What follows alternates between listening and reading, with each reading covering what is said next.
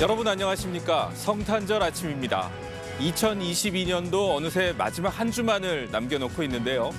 오늘 일요진단 라이브는 올 한 해 우리 경제와 정치를 총점검해보고 2023년을 전망해보는 시간으로 준비했습니다. 추경호 부총리와 함께 경제 상황 꼼꼼히 살펴보겠습니다. 이어지는 순서에서는 여야 중진 의원들과 함께 협치가 사라진 우리 정치, 그 이유가 뭔지 또 해법은 없는지 함께 고민해보겠습니다. 일요진단 라이브 지금 바로 시작합니다.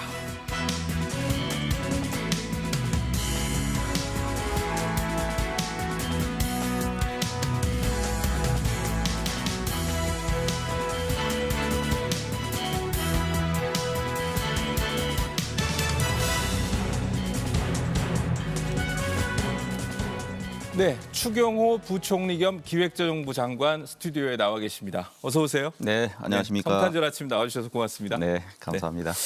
자, 내년 경제 어렵다는 우울한 전망이 내놓으셨는데요. 예. 제가 경제부 기자 생활 오래 했습니다마는 정부의 성장률 전망치가 한국은행이나 KDI보다 낮은 건 처음 본 것 같아요. 네. 이렇게 좀 어둡게 전망하신 이유가 뭔가요?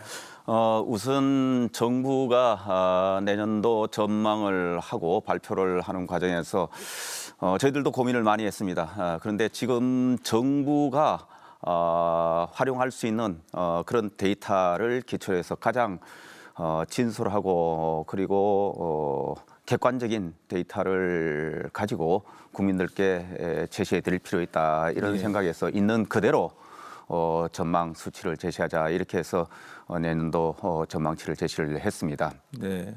타기간보다 낮은 것도 물론 사실입니다만은 대체적으로 내년 경제가 굉장히 어렵습니다. 예. IMF에서는 내년도를 가장 어려운 시기라고 이렇게 전망을 하고 있고 OECD 저희들 통계를 보면은 OECD가 70년대 이후로 세계 성장 전망을 발표를 하고 있는데 네. 지난 50년 동안 70년대에 오일 쇼크, 중동 전쟁으로 인한 오일 쇼크, 그 다음에 2008년에 글로벌 금융위기, 그리고 얼마 전에 있었던 코로나 팬데믹, 이 특수한 시기를 제외하고는 50년 만에 내년도 성장률, 세계 경제 성장률 가장 낮게 제시를 하고 있습니다. 네. 그래서 우리도 아시다시피 우리의 수출 등 대외 교역이 70% 이상 우리가 무역 의존도가 높고 그렇죠. 또 에너지 가격도 80% 이상이 수입입니다. 그래서 세계 경제가 이렇게 좋지 않다는 전망이 있기 때문에 우리도 거기에서 영향을 받지 않을 수 없다. 이래서 내년 성장 전망이 1.6%로 굉장히 낮게 이렇게 제시를 했습니다. 있는 그대로 제시를 해드리고 또 이걸 기초로 해서 우리가 정부 정책이나 또 국민들 힘을 모아서 이거를 제대로 이겨내야 되겠다. 이런 취지에서 숫자를 제시를 했다. 이런 말씀을 드립니다. 그 올해 경제를 돌아보면 역시 제일 기억에 남는 거는 고물가, 그다음 고금리, 그리고 수출이 감소하면서 무역 적자가 지금 계속되고 있지 않습니까? 여러 가지로 참 어려웠는데 내년 경제 운용에는 어떤 점에 좀 중점을 두고 운영하실 계획이십니까? 예, 지금 경제가 금년에 성장률이 3, 4분기까지는 약 3% 정도로 비교적 수치상으로는 괜찮은 모습입니다만 4, 4분기 들어서 수출이 마이너스로 가고 그래서 굉장히 좋지를 않은 모습입니다. 내년에는 경제가 더 어려울 것 같습니다. 그래서 내년에 대부분 특히 수출 투자가 위축이 되고 소비도 좋지 않을 것 같고 해서 성장이 별로 좋지를 않은데 내년은 특히 상반기에 특히 경제 어려움이 집중될 것으로 그렇게 보이고 다행스러운 것은 물가가 6% 넘은 수치를 보이다가 최근에는 5% 수준으로 보이고 있습니다. 그래서 내년에는 물가는 서서히 조금씩 안정돼 나가지 않을까 싶은데 그 내려가는 속도는 굉장히 더딜 것으로 이렇게 보입니다. 그래서 내년 한 해가 정말 어렵지만은 수출, 투자 이런 걸 중심으로 해서 저희들이 이 경기를 받치는 그런 노력을 집중적으로 해야 할 것 같습니다. 그리고 아마 전반적으로 흐름으로 보면은 상반기가 집중적으로 좀 어렵겠지만 하반기 가면서는 서서히 조금씩 나아지고 물가도 안정세가 좀 더 뚜렷해지는 그런 모습이 되지 않을까 이렇게 생각합니다. 그 21일 날 발표하신 내년도 경제정책 방향을 보면 또 하나 좀 우려되는 게 올해 이제 취업자 증가폭은 81만 명이니까 뭐 괜찮은 수준인 것 같은데 내년이 10만 명 수준이다. 네. 물론 이제 기저 효과가 있겠지만, 네. 야 이렇게 되면은 특히 이 청년 일자리 지금도 어려운데 더 어려워지는 거 아닙니까? 예, 내년도 아마 경제 수치로 보면은 전반적으로 좋지 않은 모습이 나타날 텐데 특히 이 고용 관련 수치들이 안 좋을 것 같습니다. 금년에는 이례적으로 지금 11월 달 기준으로 84만 명이 지난해에 비해서 취업자 증가가 늘었고 금년 평균으로 한 81만 명 수준 될 것 같은데 보통 경제가 괜찮은 모습을 보일 때도 한 해 취업자 증가율이 대개 30만 명, 35만 명, 뭐 그거 보통입니다. 근데 이례적으로 81만 명 이렇게 늘어나니까 이 통계 수치상으로 보면은 대개 통계라는 것이 전년도 대비에 얼마나 늘었느냐 이렇게 보기 때문에 금년에 너무 많이 늘어서 내년에는 통계 수치로 보면은 말씀하신 대로 내년에 한 10만 명 안팎 정도 저희들이 보고 있습니다.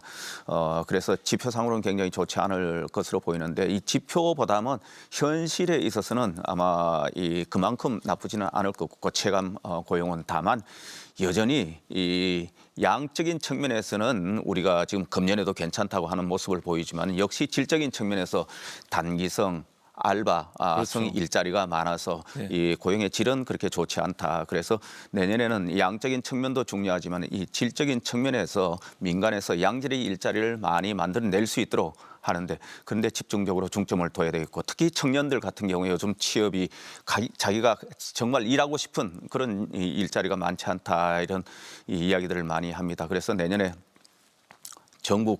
정부와 공공기관에서 뭐 청년 체험형 일자리나 이런 걸 통해서 많은 우리 청년들이 좀 더 나은 일자리를 찾는 그런 여건을 만들려고 그러고 특히 학생 때부터 취업 정보를 제공하고 그다음에 거기에 직업 포트폴리오를 구성해주고 그들이 직업 진로를 탐색하는데 여러 여건을 좀 만들면서 또 체험도 하고 자기가 좋은 일자리를 찾아가는데 이런 여건을 많이 만들려고 합니다.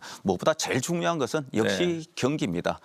그래서 각종 규제를 좀 풀어서 청년들이 일하고 싶은 그런 일자리가 많이 생기도록 하고 특히 요즘 청년들은 창업에 많이 도전을 합니다. 그래서 그런 우리가 창업 여건도 만들고 거기에 대한 지원을 강화하는 이런 정책을 통해서 우리 청년들이 좀 더 우리 경제의 활력을 회복하고 새로운 우리 미래를 위한 그런 주역이 될 수 있도록 하는데 최선을 다할 예정입니다. 자, 부동산 얘기 한번 해보겠습니다. 올해 뭐 거래 실종, 거래 절벽, 뭐 거래 빙하기 그야말로 뭐 시장이 꽁꽁 얼어붙었다는 얘기인데 내년에도 이렇겠습니까? 어떻게 보십니까? 예, 지금 최근에 현상이 그렇습니다. 아시다시피 지난 몇 년 동안 부동산이 너무 가파르게 폭등을 했습니다. 서울 아파트 같은 경우에 지난 수년간 아파트 가격이 그냥 배 이상 뛰었기 때문에 최근에 이제 이 가격이 조정 과정을 이렇게 보이고 있습니다. 역시 거품이 많이 형성될 정도로 급등한 부동산이 일정 부분까지는 하향 조정이 될 수밖에 없는 그런 현실입니다만 최근에 나타나는 현상을 보면 너무 가파르게 이렇게 떨어지고 있기 때문에 이렇게 부동산 시장의 경착륙 또는 뭐 거래 절벽 이런 걱정들이 많이 있습니다. 그래서 정부에서는 이렇게 서서히 하향 조정되는 것은 오히려 바람직할 수도 있는데 이렇게 급락하는 이런 현상은 여러 곳에서 부작용을 일으키기 때문에 이런 지난 부동산 가격 급등기에 했던 각종 규제 그리고 세금 중과 조치 이런 것을 거의 5년 전 수준으로 돌리기 위해서 각종 규제를 대폭 완화하고 그다음에 세금 부담도 많이 낮추는 이런 정책을 통해서 부동산이 서서히 하향 안정되는 이런 이 시장 흐름을 유도하기 위해서 지금 여러 정책들을 시행할 예정입니다. 그 부동산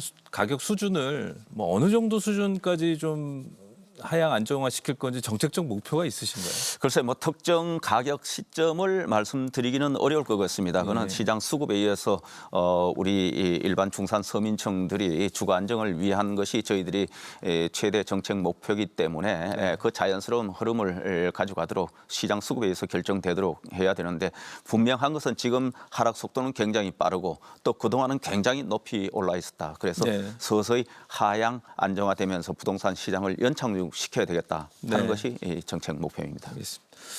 그 이제 말씀하신 것처럼 이제 여러 가지 그동안 발표됐던 그 부동산 규제들을 완화하고 있는데 이게 도움이 될까?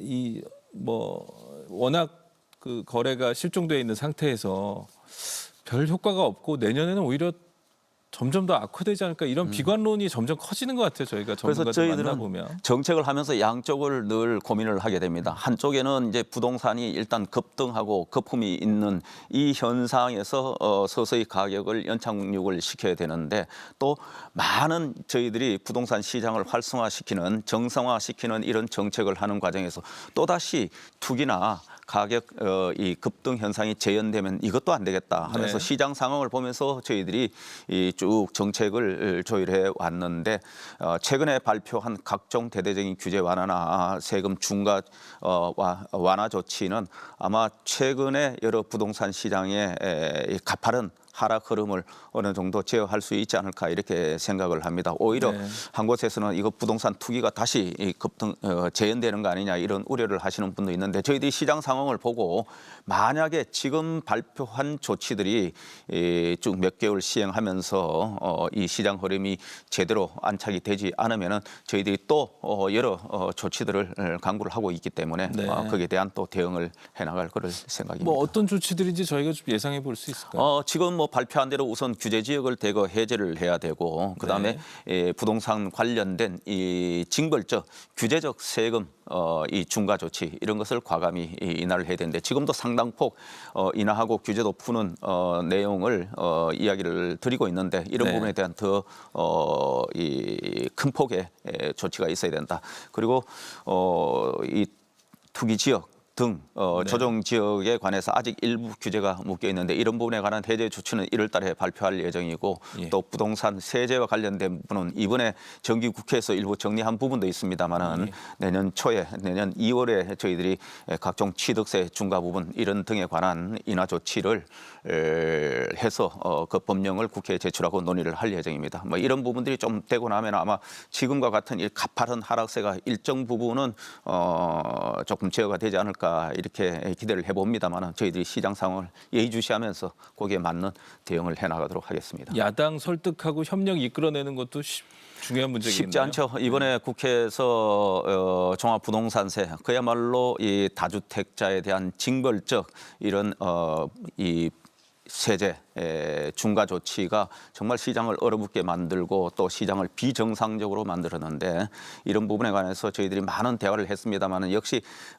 이 정당마다 생각 또 추구하는 이념이 조금 다르고 해서 그 부분에 관해서 쉽지 않았습니다만 최근에 워낙 종부세에 대한 비판이 많고 국민들께서 어려워하시기 때문에 좀 진일보한 그러한 협조를 그나마 얻어낼 수 있었다 이렇게 생각을 합니다. 네. 이 부동산 시장 침체 관련해서 또 하나 우려되는 게 이 미분양, 네. 또 미분양이 많아지면서 부동산 금융으로 이 문제가 번지고 네. 뭐 건설사, 그다음 증권사, 뭐 저축은행 이런 부동산 이른바 부동산 PF나 브릿지론에 많이 이 보증을 섰던 이 금융 위기로 번지는 거 아니냐 이런 위기가 지금 굉장히 커지고 있는 것 같아요. 예. 어떻게 평가하고 계십니까? 예, 그런 부분에 대한 우려가 있는 것이 사실입니다. 이 부동산이 갑자기 급냉을 하니까 이과 관련된 관련 산업 여기에 대출을 또 일으키고 이 관련 시장 거래자들의 걱정이 굉장히 많고 네. 이과 관련된 또 피해 이런 부분에 대한 우려의 목소리가 많은 것도 사실입니다. 그래서 여기에 결국은 이제 수요를 유발시켜야 되는데 그동안 지난 정부에서 소위 말하는 다주택자에 대해서 일종의 이 투기꾼 이런 부정적인 인식을 더 채워서 그들의 수요를 자연스럽게 시장에서 창출할 수 있는 그 통로를 많이 막았습니다. 그래서 네. 이 다주택자도 소위 말해서 주택을 매입을 해서 우리 서민들한테 민간에서 임대주택을 공급해주는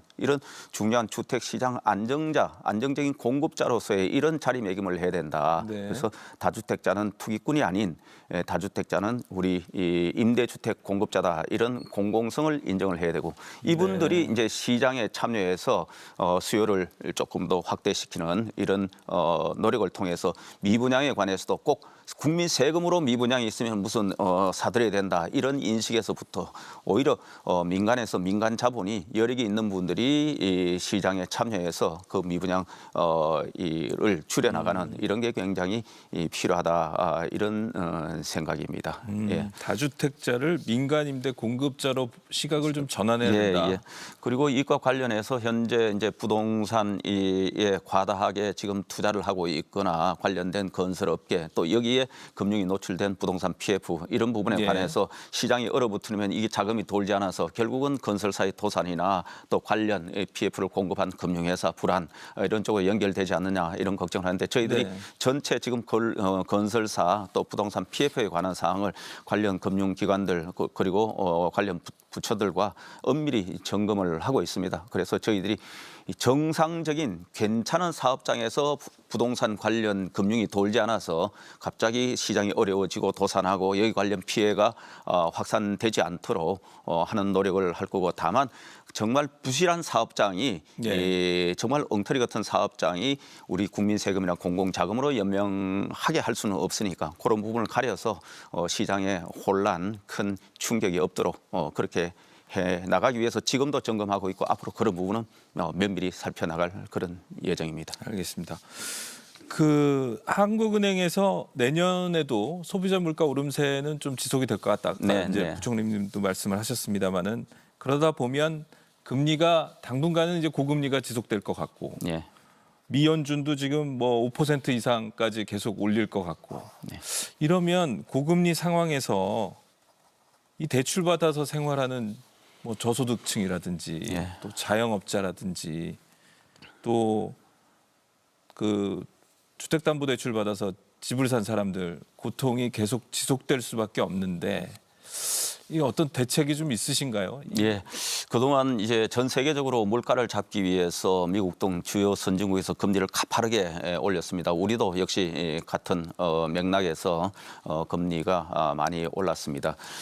이런 고금리 시절에는 말씀하신 대로 이 금리 그러니까 금융권의 자금을 갖고 이 장사를 하시거나 또는 주택을 구입하고 이렇게 하신 분들이 굉장히 부담이 커집니다. 그래서 소상공인 자영업자들이 이런 어려움이 없도록 하기 위해서 저희들이 소상공인들의 이 금융 대출을 만기를 3년 연장해주고 그 다음에 이자 상환 부담 등을 1년 유예해주는 이런 조치를 했고 그 다음에 이 변동금리 고금리에 노출돼 있는 부분을 또 저금리로 전환해주는 이런 프로그램도 갖고 있고 또 정책 자금을 통해서 저금리로 이렇게 가지고 가고 있습니다. 네. 그리고 주택 담보대출이나 또 전세 이런데 아무래도 금리가 오르니까 부담이 많아지지 않겠습니까? 이런 데 대한 저희들이 안심전환 대출을 통해서 이 변동금리를 저금리, 장기, 고금리로 전환을 시켜드리는 프로그램 그리고 각종 이런 주택담보대출 장기 고정금리죠. 그렇죠. 장기 고정금리로 예. 이렇게 금리를 저금리로 낮춰 드리는 프로그램을 하고 있고 그 다음에 이 주택담보대출이나 또 전세, 월세에 대한 세금 부담을 저희들이 대폭 낮춰주는 이런 조치를 하고 있습니다. 그리고 특히 이제 임대 사업을 활성화해서 전월세 가격을 조금 낮춰드리고 특히 전세 사기 이런 부분에 관해서 여기에 피해를 입으신 분들한테 법률 조력도 해드리고 네. 그 다음에 또 이제 전세를 쓰시려는 분들이 도대체 집주인이 얼마나 저게 소위 말해서 체납이 있는지 얼마나 금융 이 대출을 많이 기존에 일으키고 있는지 이런 부분에 대해서 궁금하기 때문에 이런 체납 사실에 관해서 확인할 수 있는 장치를 저희들이 만들었고 그리고 갑자기 얼마 전에 발생한 빌라왕 예. 그런 사태로 어려움을 겪는 이런 분들한테 대해서는 초저금리에 우선 임시 또 대출을 해드리는 이런 장치를 하고 있다는 말씀을 드립니다. 그 보니까 가계부채가 1,870조, 네. GDP의 이제 2배가 훨씬 넘었고 자영업자 대출도 1,000조 원을 넘었더라고요. 네. 이게 계속 이게 한국 경제 뇌관이 될 거다 이런 지적도 계속 그렇습니다. 나오는데. 가계부채가 그동안 많이 올랐고 특히 주택 가격 급등기에 가계부채가 그렇죠. 굉장히 폭증을 했습니다. OECD 국가들 중에 최근에 한 2년간 가장 가파른 가계 부채가 증가를 했습니다. 그래서 GDP에 거의 같은 수준으로 지금 이렇게 와 있기 때문에 이것이 늘 해외에서도 우리 경제를 걱정하는 모습입니다. 그래서 이 가계 부채를 안정적으로 관리하기 위해서 이 급등되는 이 현상은 막아야 되겠다. 그런데 또 어려운 분들이 이 변동, 고금리에 노출되시는 부분들에 대해서 아까 말씀드린 여러 프로그램을 통해서 부담이 좀 덜어드리도록 해야 되겠다 하는 거. 전체 큰 틀에서는 우리 가계 부채가 이렇게 갑자기 많이 늘어나는 이런 것은 우리 경제에 굉장히 부담이기 때문에 이 부분을 안정적으로 관리하는 것이 굉장히 중요하다 이런 말씀을 드리겠습니다. 그 내년 물가 얘기할 때 계속 그 우려되는 부분이 이제 공공요금 부분인데 전기요금하고 가스요금 지금 올해 워낙 이게 원자재 값이 올라가지고 적자가 심각하잖아요. 네. 오르긴 올려야 될 텐데 얼마나 올리실 게? 전기 가스 요금이 금년에도 사실은 많이 올렸습니다. 워낙 국제 유가 그리고 LNG 가격이 오르기 때문에 많이 올렸는데 여전히 우리는 그 국제 가격에 비해서 상대적으로 적게 올렸고 그러다 네. 보니까 우리 한국전력이나 가스공사에서 계속 적자가 누적이 되고 이래서 내년에 상당 폭의 요금 인상은 불가피한 상황이다. 그렇지만은 그 계획은 아마 다음 주 중에 발표할 예정입니다. 네. 지금 현재 관계기관들하고 협의를 하고 있는데 네. 이렇게 올리게 되더라도 저희들이 늘 생각해야 되는 게 또 우리 물가 부담이고 역시 네. 민생 경제에 큰 부담이 돼서는 안 되겠다 해서 올리게 되더라도 상당폭 취약계층에 대해서는 특히 전기요금 같은 경우에는 금년 수준과 거의 비슷한 수준으로 부담이 늘지 않도록 이렇게 특별한 조치를 할 예정이고 또 가스요금 같은 경우에도 취약계층에 특별 할인 요금을 도입을 해서 그 인상 부담이 최소화될 수 있도록 그렇게 해나갈 예정입니다. 올해 인상폭보다 2배 이상 오른다는 전망도 나오는데 그 정도는 아닌다는 몇 말씀이신 거죠? 퍼센트인지는 지금 말씀드리기는 어렵지만은 상당폭 인상이 불가피하다는 말씀을 드리고 그래야 또 그 관련 회사들이 적자 누적으로 인해서 네. 지금 채권 발행을 굉장히 많이 하게 되는데 그렇죠. 즉 돈을 많이 빌리게 되죠. 금융시장도 그것 때문에 문제가 생기고요. 그래서 내년에는 금년보다는 그 빌리는 정도를 훨씬 적게 해서 기업도 서서히 뭐 내년 한 해로 다 해소할 수는 없습니다. 요금 인상으로. 그럼 국민들이 또 부담이 너무 갑자기 커지기 때문에 그래서 2026년까지는 이들 회사들의 이 누적 적자가 해소될 수 있도록 그렇게 해나갈 예정입니다. 알겠습니다. 자, 윤석열 정부에서 3대 개혁에 대한 의지를 천명을 하셨는데요. 네. 3대 개혁이라고 하면 교육, 노동, 연금이죠. 네. 근데 이게 누구나 필요하다고는 얘긴 하지만 사실 굉장히 어려운 일이 아닙니까? 네. 어떻게 추진해 나가실지. 이런 이 구조적인 개혁 과제, 노동, 교육, 연금, 우리 국민 실생활과 너무너무 관련이 많은 것입니다.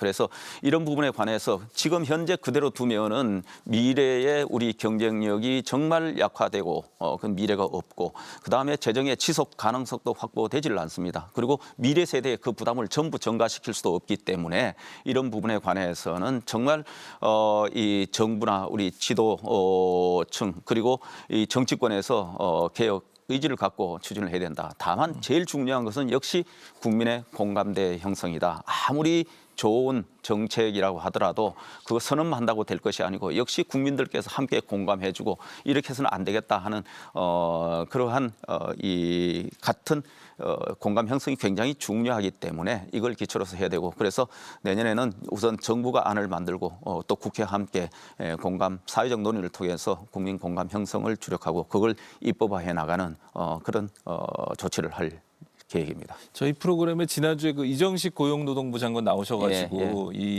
저 노동시장 개혁 문제를 가지고 얘기를 했는데 그런 그 시청자들이 거기 관심이 많으시더라고요.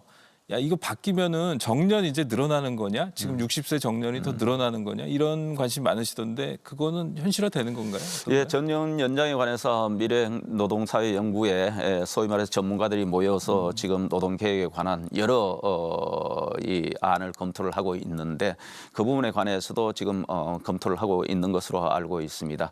아시다시피 정년 연장은 우리 인구 구조가 점점 고령화되기 때문에 고령자들이 이제 취업을 사업을 계속해야 되는 일을 계속해야 되는 이 사회적인 또 이 명제가 있고 이것과 관련해서 고령자를 단순히 정년 연장을 해버리면은 여기에 이제 청년층들이 또 일자리를 그렇죠. 구하는데 굉장히 어려워진다. 이 문제가 있고 또 우리는 임금 구조가 소위 말해서 연한이 높으면 자연스럽게 임금이 높아지는 이런 구조로 되어 있습니다. 호봉체계죠. 연공서열이죠. 연공서열에 의해서 가기 때문에 이러한 임금 체계 이런 부분에 관한 또 전반적인 개편이 있어야 경제의 부담도 기업의 부담도 좀 줄어들면서 취업자의 이 청년들의 취업 이것도 또 덜 제약하는 이런 상황이 될 것입니다. 그래서 당장 정년 고용을 이렇게 쉽게 결정하기보다는 이 청년들의 취업 문제, 또 기업들의 이 감내 가능한 문제, 임금 체계 개선 문제 이런 걸 통해서 이해 관계자들과 또 사회적 논의를 하면서 이렇게 진행해야 될 부분이다. 다만 계속 고용과 관련된 이런 부분에 관해서는 정부도 지금 그런 인센티브를 지금 만들고 공고를 하고 있고 앞으로 우리 고령 사회에 어떤 곳에서든 우리 많은 연세 있으신 분들이 현재 일자리를 유지를 하면서 또 참여를 해야 된다. 이런 여건은 계속 만들어야 된다. 이렇게 생각을 합니다.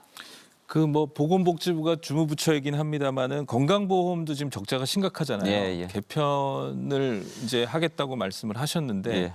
그 소위 말하는 문재인 케어 네. 많이 바뀝니까?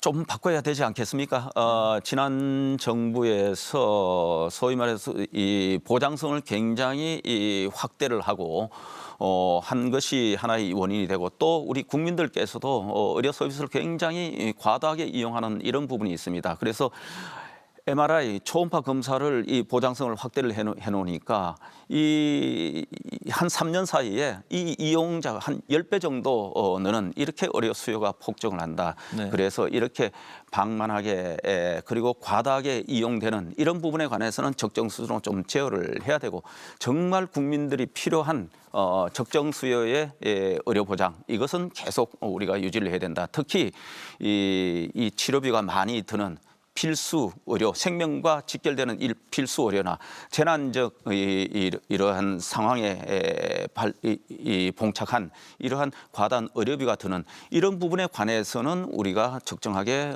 이 의료 보장을 해드려야 되고 그렇지 않고 우리가 흔히 말하는 의료 쇼핑, 병원 쇼핑하듯이 별 병원에 갈 필요도 없는 곳에서 지금 많은 과잉 의료 서비스가 있기 때문에 이런 부분은 적정 수준으로 좀 제어를 해야 되겠다. 그래서 정말 필수적인 의료 서비스 그리고 정말 생명과 직결되는 이런 제대로 된 의료 보장이 될 수 있도록 하는 체계로 조금 바꿔야 되겠다. 다만 이 과정에서 적정 수준의 우리 국민들께서 보편적으로 받는 이러한 의료 서비스가 훼손이 되어서는 안 된다. 이런 점에 유의를 하면서 건강보험 체계도 좀 개편을 해야 된다. 이렇게 생각을 합니다. 네. 오늘 말씀 여기서 줄여야겠네요. 그 성탄절 아침 추운 날씨에 이렇게 나와서 상세히 설명해 주셔서 대단히 감사합니다. 네, 감사합니다. 고맙습니다. 네.